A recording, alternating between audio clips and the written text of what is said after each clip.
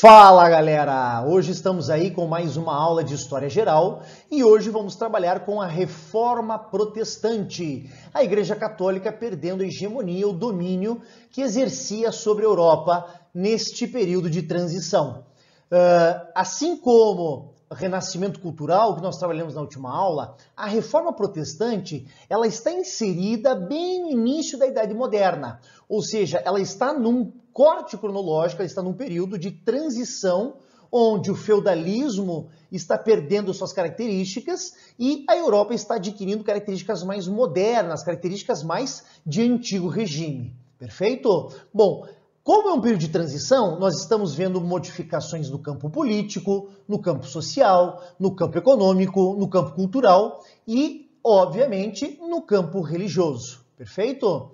Bom, será que a Igreja Católica, hegemônica, dominadora da religião na Europa medieval, será que ela consegue acompanhar as transformações da modernidade? Será que a Igreja Católica ela acompanha as novas necessidades que estão surgindo na sociedade moderna? Será que a Igreja Católica e o seu dogma, a sua doutrina, elas dão conta das novas perspectivas, do novo pensamento?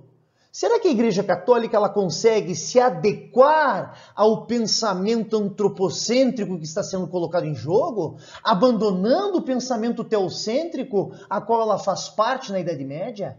Essa é a questão.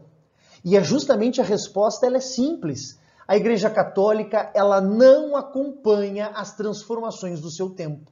Logo, a Igreja Católica vai ficar para trás.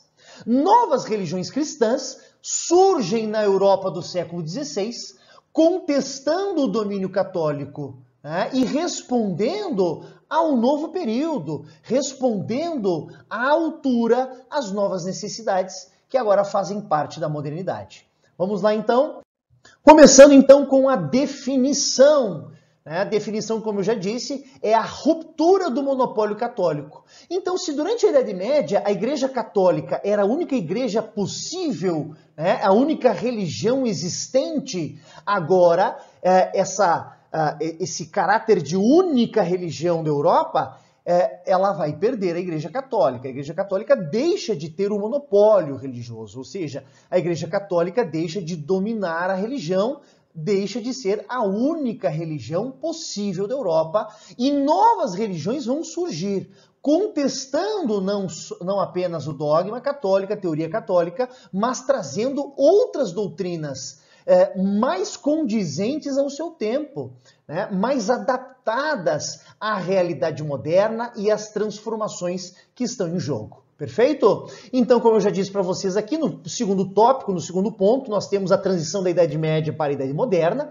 A Igreja Católica não acompanha e outras religiões vão, então, substituir este vácuo, esse espaço deixado pela Igreja.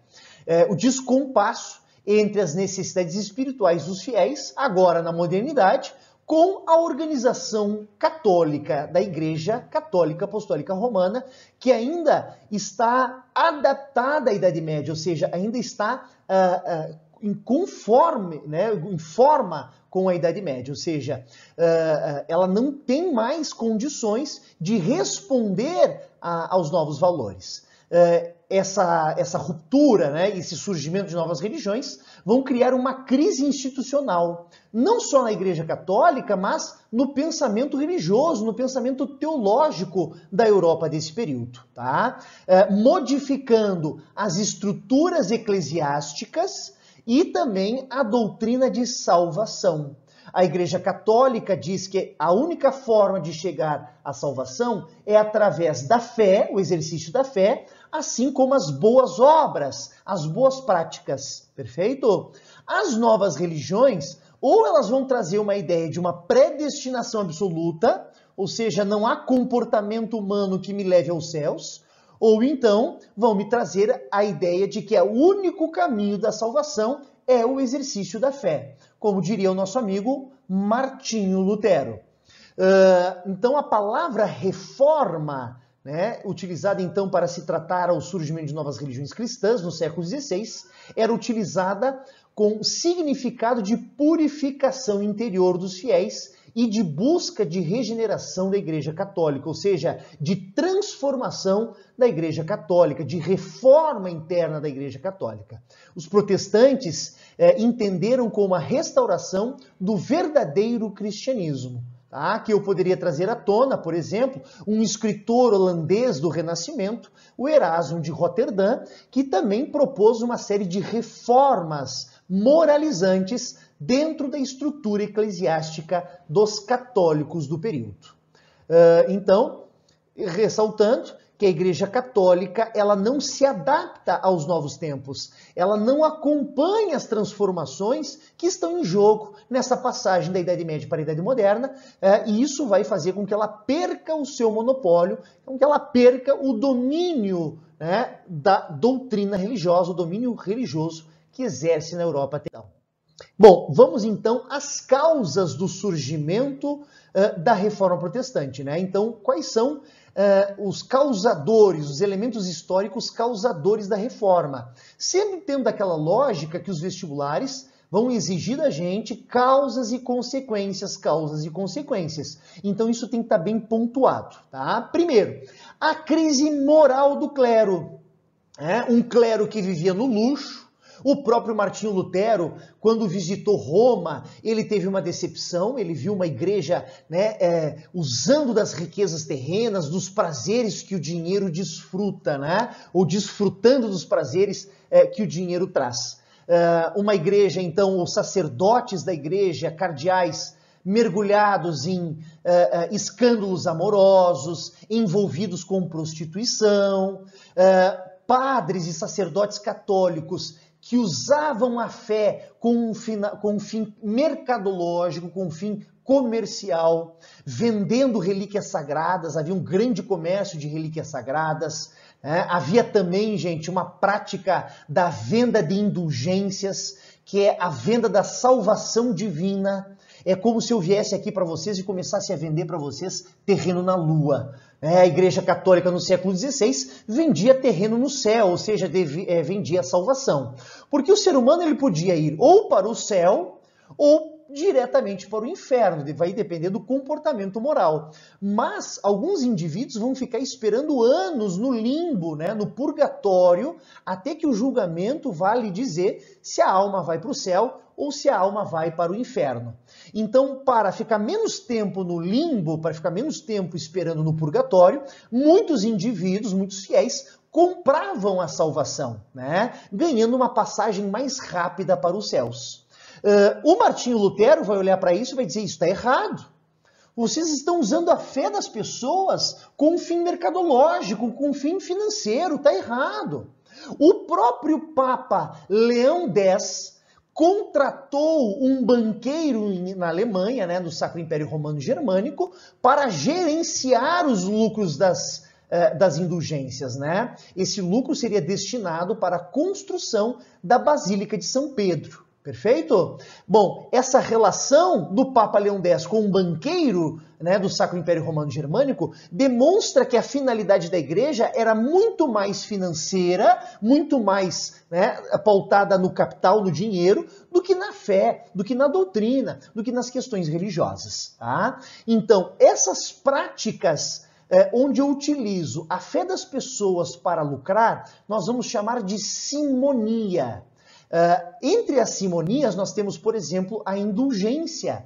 E por que a indulgência é tão importante dentro das simonias? Porque esta indulgência é que vai provocar a ira de Martinho Lutero e a ruptura de Martinho Lutero, que era padre augustiniano, ele era um monge augustiniano. Assim como Erasmo de Roterdã, na Holanda, o nosso querido Martinho Lutero não tinha como intuito criar uma nova religião, como acabou fazendo.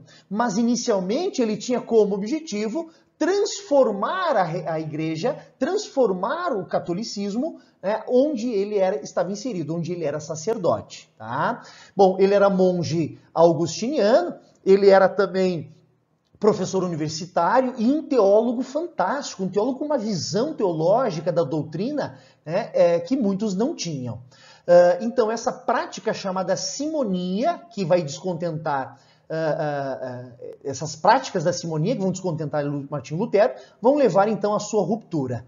Além das simonias, que é a venda de relíquias sagradas, né, usar a fé das pessoas para fazer comércio, nós temos também o nicolaísmo. Aqui nós temos como base, né, uma vertente do cristianismo primitivo, lá do surgimento do cristianismo no século IV depois de Cristo, lá ainda quando era Império Romano, que eram os nicolaítas. Os nicolaítas, eles desconsideravam o celibato, ou seja, eles não apoiavam o celibato, e eles diziam que sim, os sacerdotes católicos poderiam ter relações, né, conjugais com mulheres, né, tendo casamento e filhos. Bom, essas duas práticas, o nicolaísmo, que faz uma referência à imoralidade do clero, padres que vivem bêbados, sacerdotes envolvidos com prostitutas, cardeais que tinham filhos. Não, essa prática imoral, ela não condiz com o que pregam,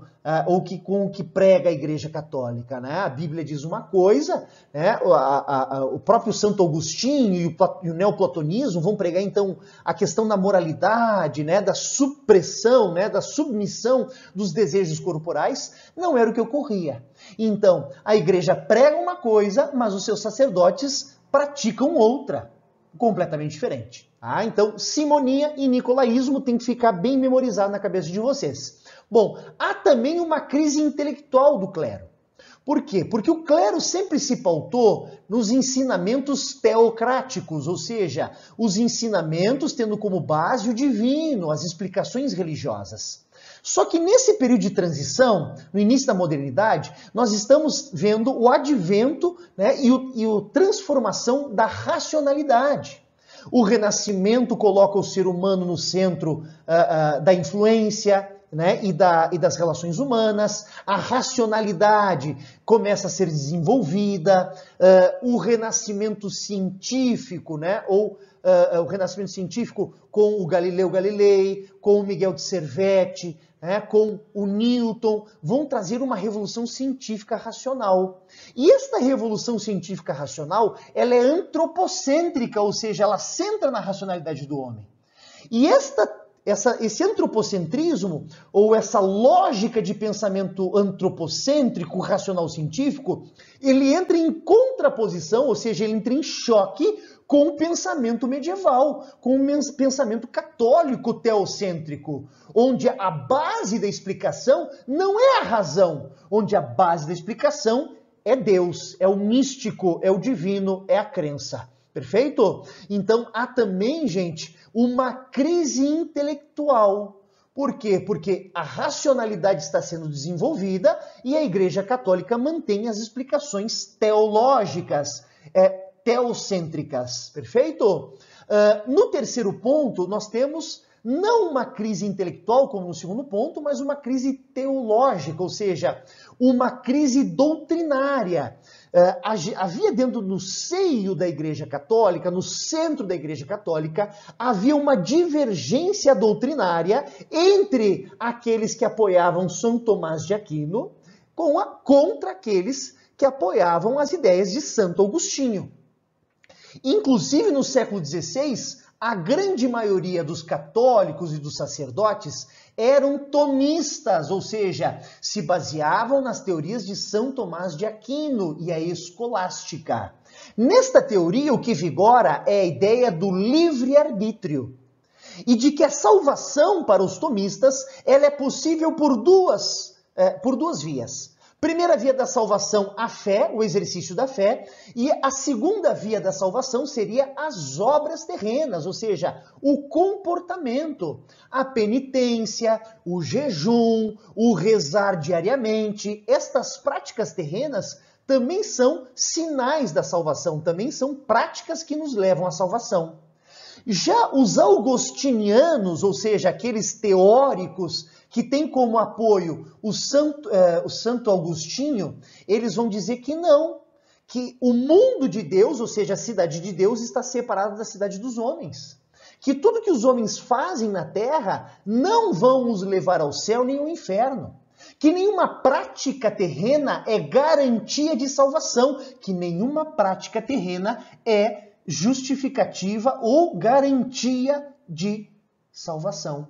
Bom, então se o que eu pratico na terra não há possibilidade de me levar ao céu ou não me garante a salvação, então é porque as pessoas são predestinadas a serem salvas.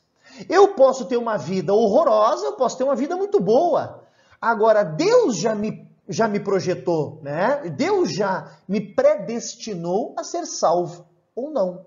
Aqui nós vamos ter a teoria da predestinação relativa, perfeito? Atuada pelos, ou defendida pelos apoiadores de Santo Agostinho. O Martinho Lutero, por exemplo, ele era monge augustiniano. Então ele é um grande crítico dos tomistas. Ele é um grande crítico da salvação pelas obras. Por quê? Porque quando eu digo que a salvação pelas obras, pela prática terrena, isso abre brecha para a venda de indulgências. A compra de indulgência é como uma prática terrena. Então, se eu comprar a indulgência, eu vou conquistar a salvação. E Martinho Lutero vai dizer, está errado, São Tomás de Aquino.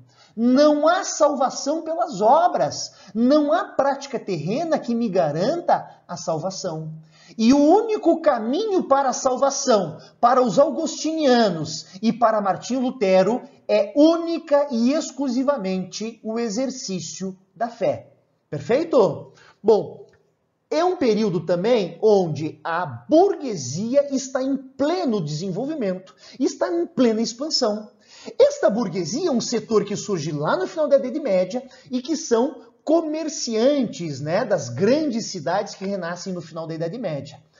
Aqui no início da modernidade, aqui no século XVI, né, início da Idade Moderna, nós vamos ver que essa burguesia está em plena expansão.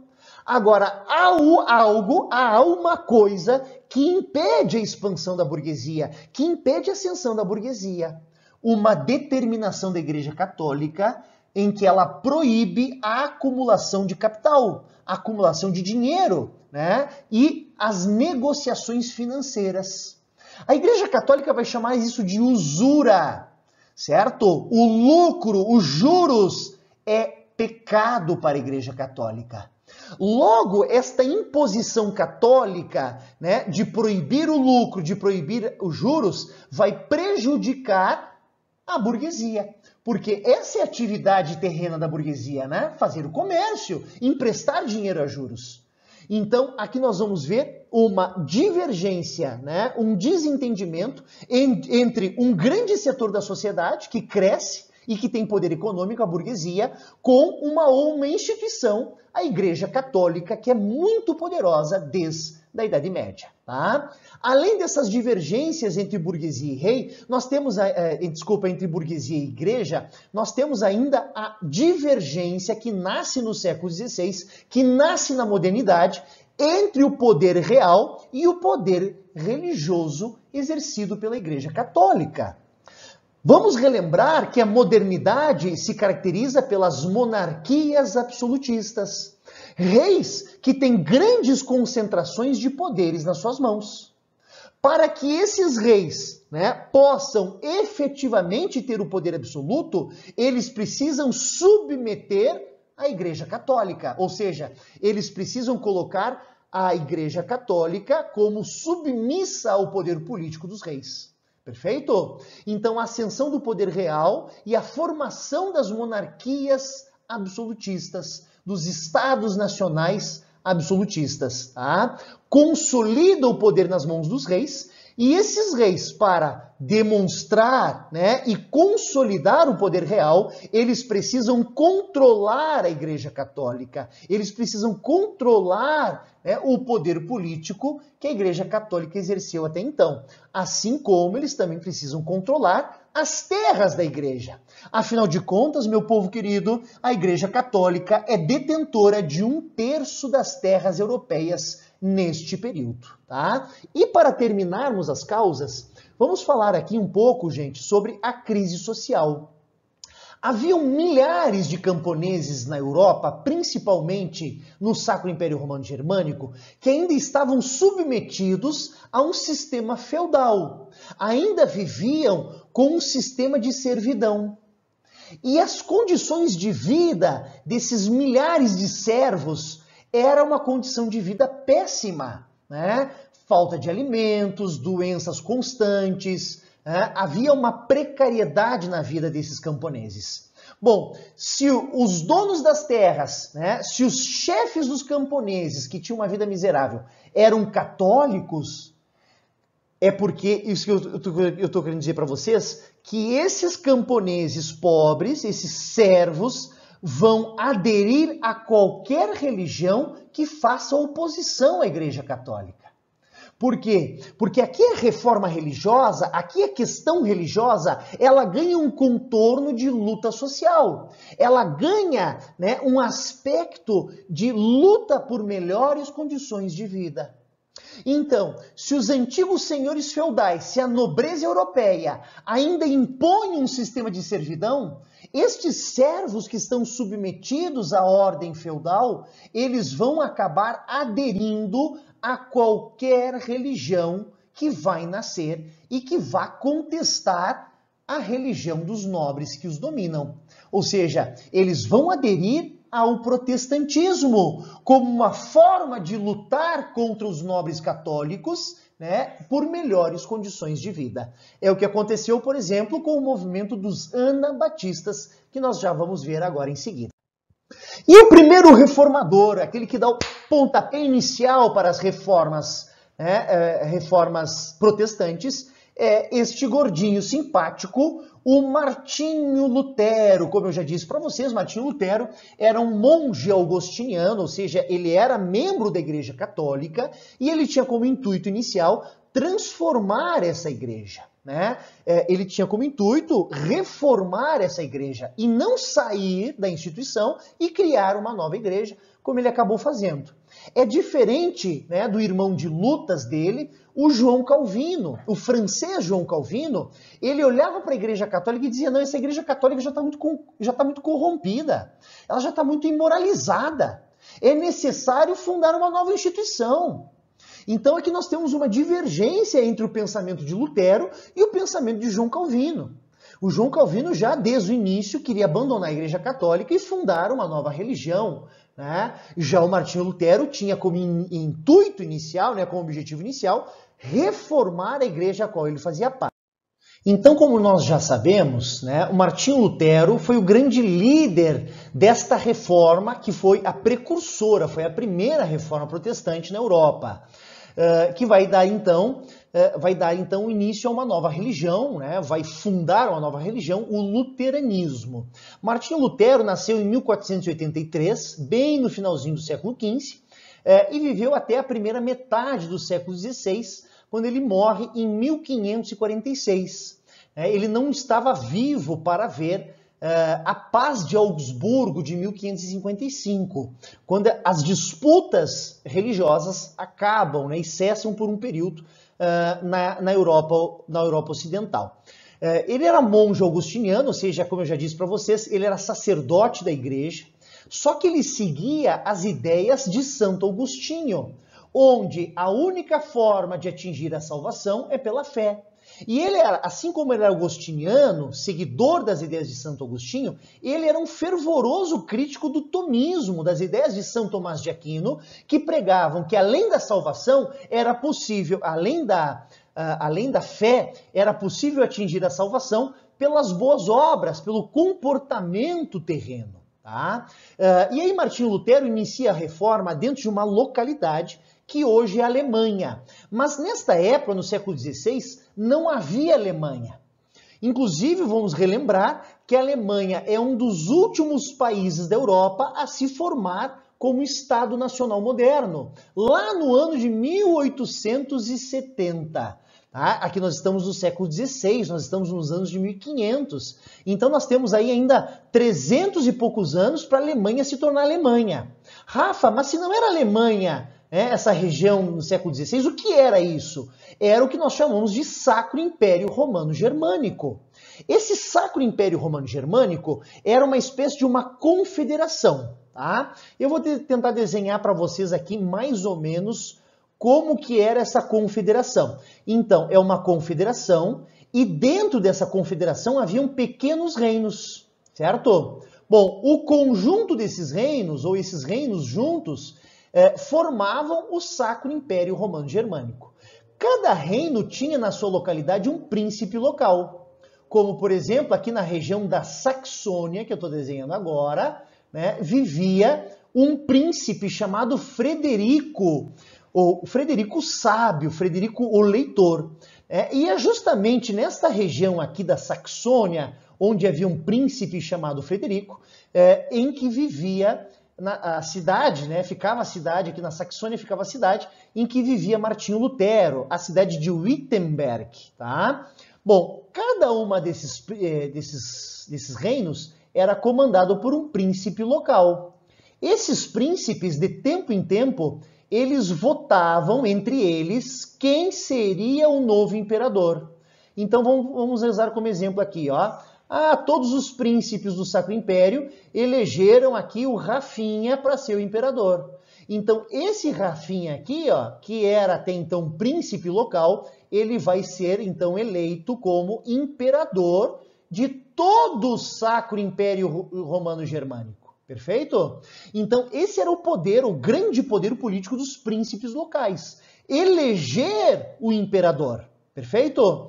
Por que eu estou falando do Frederico da Saxônia? Porque vai ser este príncipe que vai proteger Martinho Lutero, que vai então garantir a vida, né, e vai garantir o exílio de Martinho Lutero para que ele possa desenvolver a doutrina teológica do luteranismo, a doutrina, né, da religião luterana. Em 1517, muito descontente, muito infeliz com a venda de indulgências, né, o Tetzel, que era um bispo que vendia indulgências nessa região da Alemanha, entrou em descompasso com o Martinho Lutero. Martinho Lutero entrou em crise com esse cara. E para fazer uma crítica mais bem conceituada, mais bem consolidada contra a venda de indulgências do Tetzel, no dia, lá em outubro de 1517, eu não me lembro direito do dia, eu acho que é dia 22 de outubro de 1517, o Martinho Lutero, de manhã cedo, levantou, foi até a Catedral de Wittenberg, que era a cidade onde ele morava, a cidade onde ele era professor universitário, e ele, na porta da Catedral de Wittenberg, ele cola um papel com 95 proposições, com 95 teses, dizendo pontualmente onde a igreja deveria se modificar, onde a igreja católica deveria se reformar. Ele pega muito pesado em dois aspectos. A salvação única e exclusivamente pela fé, né? Uma crítica aos tomistas, a salvação não poderia ser pelas boas obras e pelas práticas terrenas. E segunda, criticando veementemente a venda de indulgências. Tá?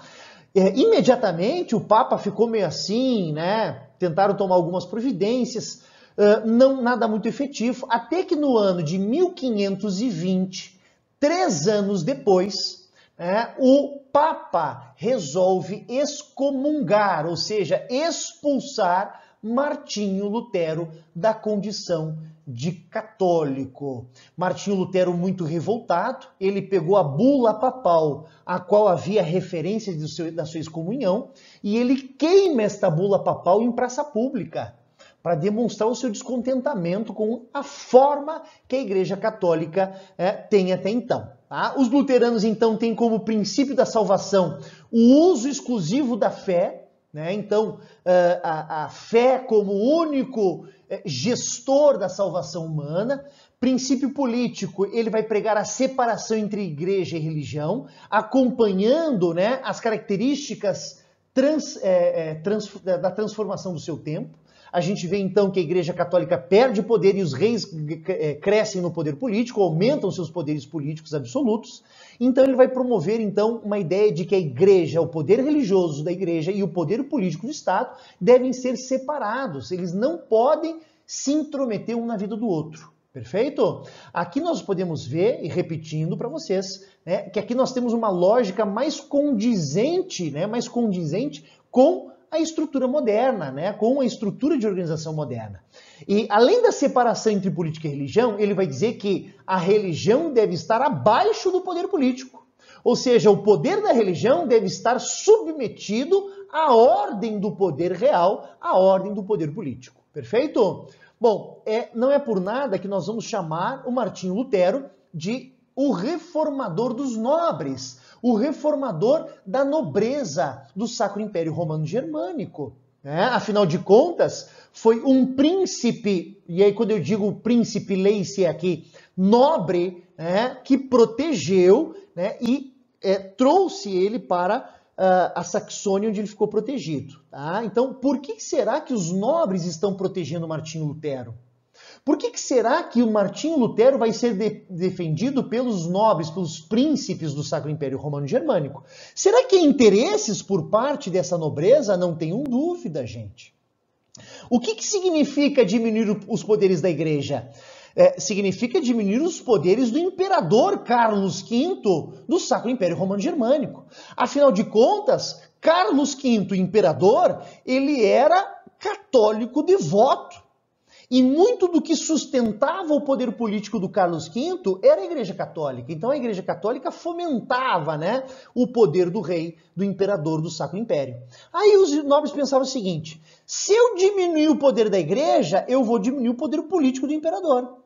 E esse poder político vem para mim da Saxônia, eu que sou o Frederico da Saxônia. Então, ao diminuir os poderes dos imperadores, esses poderes iriam para as localidades. Então, é por esse motivo que os nobres apoiam a reforma de Lutero, uma tentativa de aumentar os seus poderes políticos locais. Não podemos deixar de fora a questão das terras da Igreja Católica. Se a Igreja Católica era detentora de 1/3 das terras europeias, se eu tirar poder da Igreja Católica, eu posso também tirar as terras, eu posso também confiscar as terras da Igreja Católica. Tá? Então, o reformador da nobreza, dos príncipes do Sacro Império Romano Germânico, com o objetivo de diminuir, de diluir o poder do imperador, o poder político do imperador, e de lambuja ainda confiscar as terras da igreja. Aqui nós temos uma questão muito importante, que é um movimento camponês, chamado movimento anabatista. Os anabatistas, e a palavra anabatista, o A é prefixo de negação, ou seja, o A é a negação do batismo.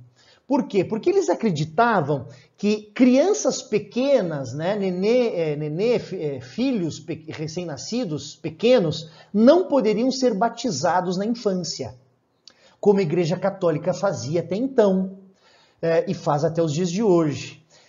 Para os anabatistas, era preciso que esse indivíduo crescesse, chegasse à vida adulta, tivesse uma consciência e, por vontade própria, pedisse e desejasse o batismo.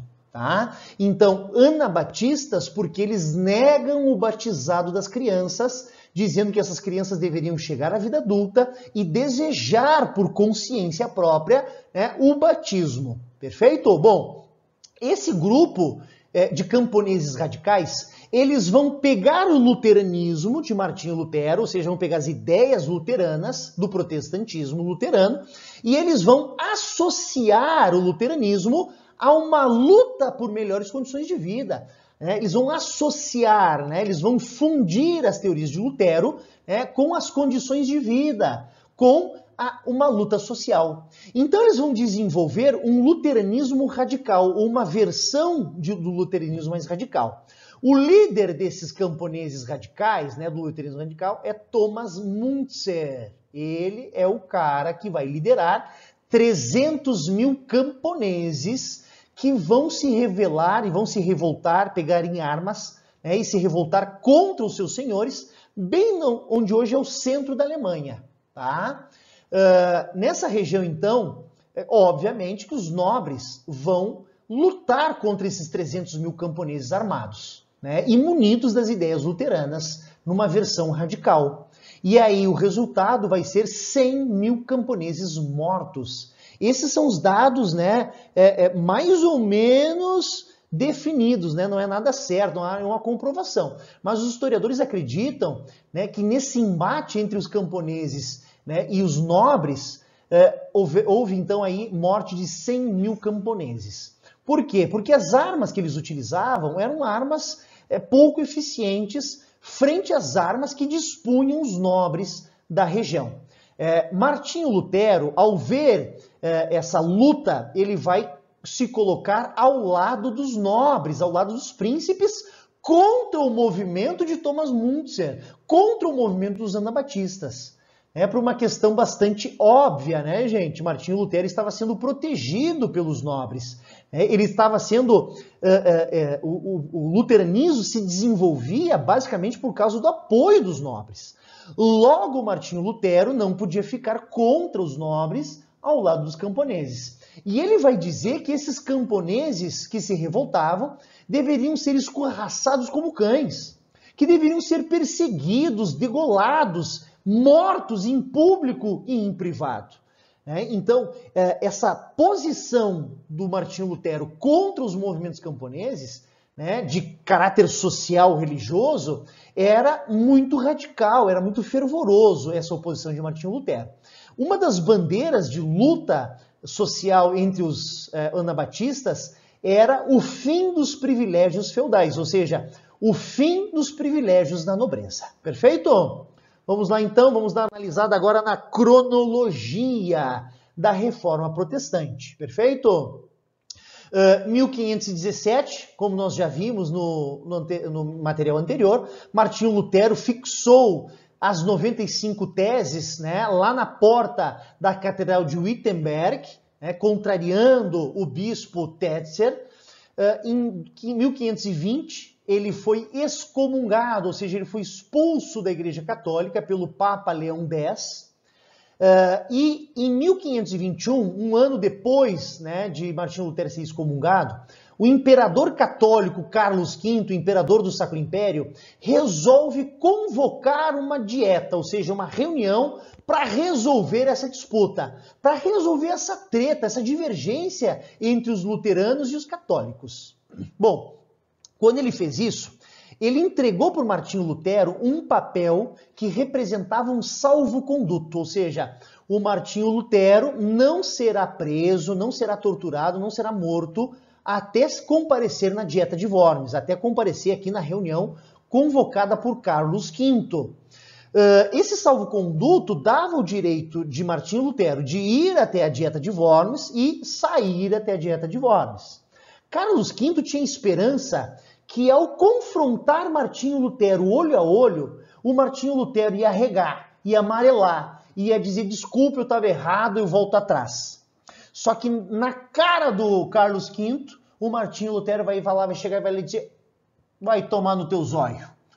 E disse, eu vou reafirmar aqui o meu dogma criado, o dogma luterano contra a Igreja Católica. Então, Martinho Lutero não tomou uma ação como havia esperado Carlos V, que era de se redimir, que era de se desculpar. Tá? A partir de então, a Dieta de Worms passa a condenar o luteranismo, a proibir o luteranismo de se propagar, dizendo que quem propagasse o luteranismo seria preso e até mesmo morto. Então, como ele sendo católico, Carlos V vai perseguir, perfeito? Nesse momento, o príncipe da Saxônia, o Frederico, o leitor, o sábio, chegou pro Martinho Lutero e disse, Martinho Lutero, vem para cá, fica aqui no meu castelo de Wartenburg e aqui tu vai ficar protegido. Tá? O Martinho Lutero, num primeiro momento, ele pensou o seguinte, bom, eu tenho salvo-conduto só para chegar em casa. Depois que eu chegar em casa, pode ter certeza, os caras vão vir aqui e vão me prender. Só não prenderam o Martinho Lutero, porque essa era a determinação da Dieta de Worms, porque o Frederico da Saxônia acabou acolhendo o Martinho Lutero nesse castelo de Wartenburg, certo? Nesse período que ele ficou exilado, escondido ali, na surdina, Martinho Lutero começou a desenvolver a sua doutrina, começou a traduzir a Bíblia para o alemão, tá? E começou a desenvolver as teorias luteranas. Entre 1524 e 1525, nós tivemos as guerras camponesas dos anabatistas, como eu já disse para vocês, com a morte de 100 mil camponeses.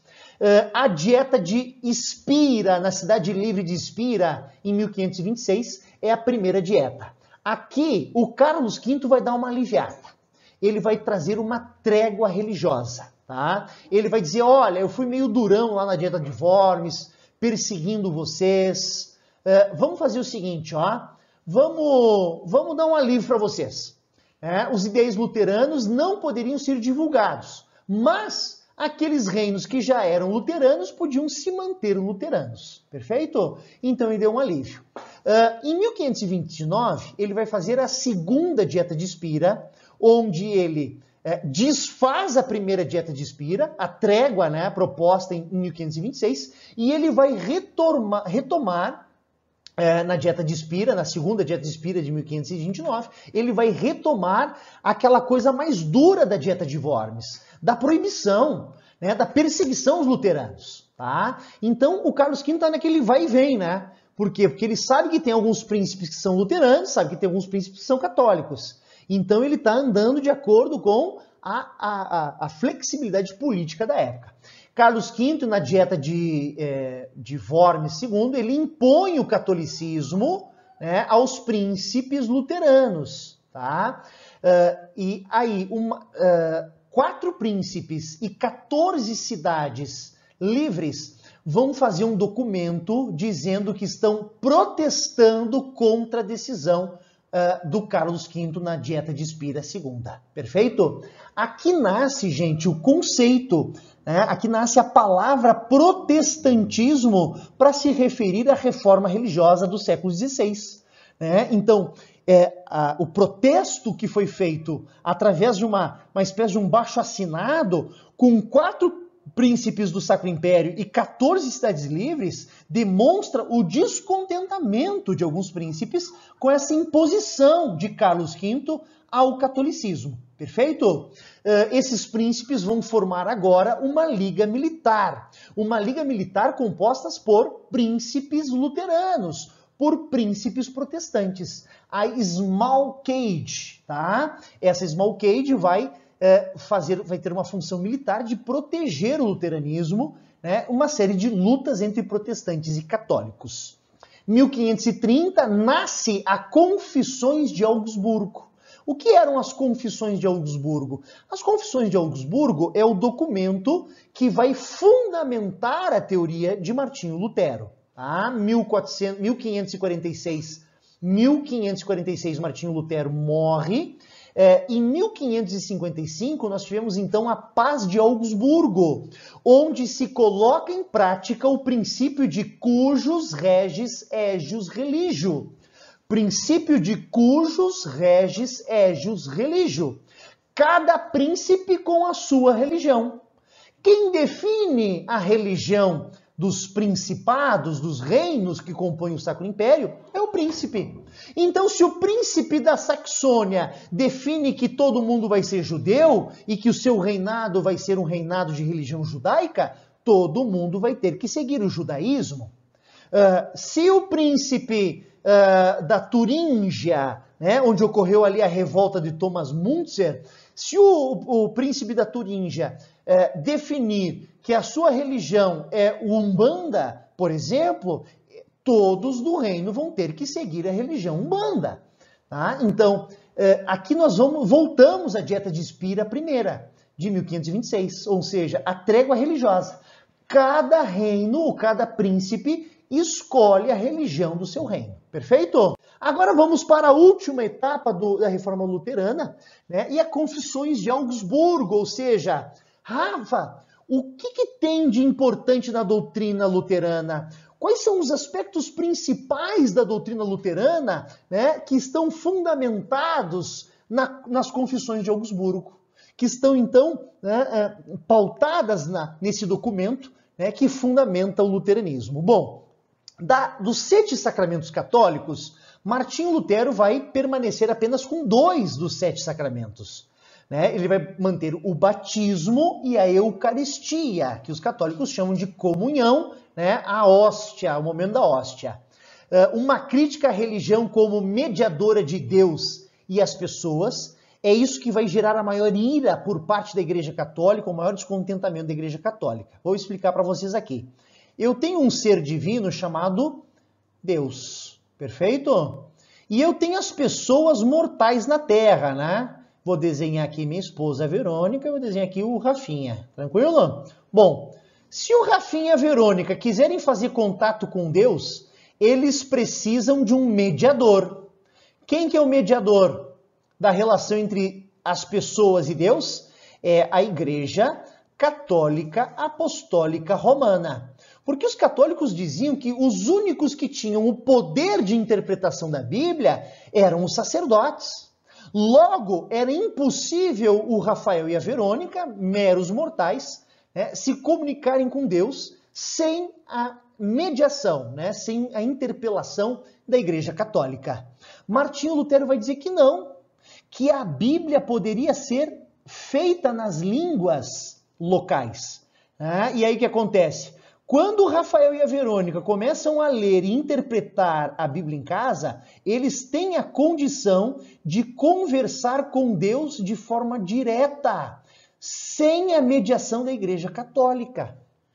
Então, a doutrina de Martinho Lutero quebra com a principal função terrena da Igreja Católica, mediar a relação dos indivíduos com Deus. E é claro que a Igreja Católica, nós já vimos isso na simonia, a Igreja Católica, ao mediar essas relações, ela acaba o quê? Tirando uma parte para si, as práticas da simonia. Aqui nós temos uma grande vantagem. Um alemão, nesta época, criou uma máquina, a máquina chamada de imprensa ou prensa, a famosa prensa de Gutenberg. O Gutenberg é um alemão que inventou uma máquina que fabrica livros. Todos os livros até esse momento eram feitos todos à mão. Então, se eu queria reproduzir um livro, eu tinha que copiar o livro inteiro, Agora, eu tenho uma máquina que reproduz livros em série. Só que não é simplesmente uma máquina de fabricar livros, ela é também uma fábrica, uma máquina de fabricar ideias, de propagar ideias racionais, ideias religiosas. Inclusive, o primeiro livro a ser impresso na história humana por Gutenberg foi a Bíblia. O que o Martinho Lutero podia fazer? Produzir Bíblias em alemão, em língua local, para todo mundo, dando a chance para que as pessoas tivessem um contato direto com Deus, sem a mediação da igreja. Além, então, de criticar a religião católica como mediador entre Deus e as pessoas, ele também prega o fim do celibato clerical, ou seja, ele é apoiador dos nicolaítas, a possibilidade dos sacerdotes, dos pastores terem família.